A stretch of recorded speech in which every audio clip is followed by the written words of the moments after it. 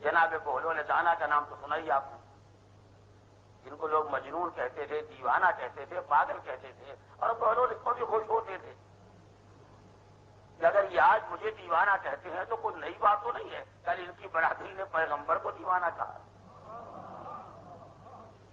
بے عقل جب صاحبان عقل کی بات نہیں سمجھتے ہیں تو سوائے مجنون کہنے کے اور کیا کہیں گے؟ لہذا بہلول کو دیوانہ کہا گیا۔ راستے میں کھڑے ہوئے ہیں اور ایک بہت بڑی لکڑی کا ٹکڑا پڑا ہوا ہے اور بہلول اس کے قریب کھڑے ہوئے ہیں۔ ادھر سے بادشاہ وقت کی سواری کا گزر ہوا، بادشاہ نے دور سے دیکھا کہ بہلول کبھی اس طرف سے آ کے لکڑی کو اٹھاتے ہیں پھر رکھ دیتے ہیں، ادھر سے جا کے اٹھاتے ہیں پھر رکھ دیتے ہیں، پھر درمیان میں آ کے زور لگاتے ہیں اور لکڑی اٹھتی نہیں ہے، جنبش بھی نہیں تھا۔ بادشاہ نے منظر دیکھا، سبھی نے دیکھا، مگر جو دیوانہ سمجھتے تھے وہ دیوانہ سمجھ کے آگے بڑھنا چاہتے ہیں، مگر حکومت وقت پہچانتی ہے ہمیں نے دیوانہ مشہور کیا ہے تاکہ ان کی باتوں کا اثر نہ ہو۔ سرکار دو عالم کو مجنون اسی لیے کہا گیا تھا تاکہ قوم پر ان کی باتوں کا اثر نہ ہونے پائے، ورنہ ہم تو جانتے ہیں کہ یہ کتنے سمجھدار ہیں، کتنے پڑھے لکھے ہیں۔ سواری قریب آئی، گھوڑا روک دیا، گھوڑے سے اتر پڑا، قریب آیا، بہلول یہ کیا کر رہے ہو، یہ کیا کر رہے ہو؟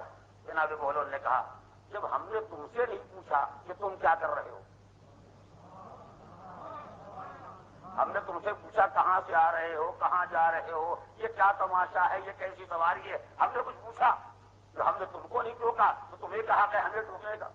یہ تمہارا کام ہے، وہ تم کر رہے ہو، جو ہمارا کام ہے وہ ہم کر رہے ہیں۔ مگر حکومت کو یہ احساس ہے کہ ہمارے کام میں بے عقلی ہو سکتی، ان کے کام میں بے عقلی نہیں ہے۔ کہا وہ تو صحیح ہے، خیر یہ غلطی ہی صحیح کہ ہم نے پوچھ لیا، مگر اب پوچھ لیا تو بتا دو یہ کیا کر رہے ہو۔ کہا یہ ایک لکڑی پڑی ہوئی ہے، میں نے اس لکڑی کے بارے میں غور کیا تو میں نے یوں فرض کیا کہ اس کے ایک سرے کا نام میں نے دنیا رکھا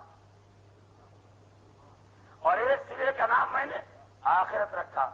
جب اسے اٹھاتا ہوں تو یہ سرا اٹھ جاتا ہے، جب اسے اٹھاتا ہوں تو وہ سرا بھی اٹھ جاتا ہے، اور جب بیچ سے دونوں کو ملا کے اٹھانا چاہتا ہوں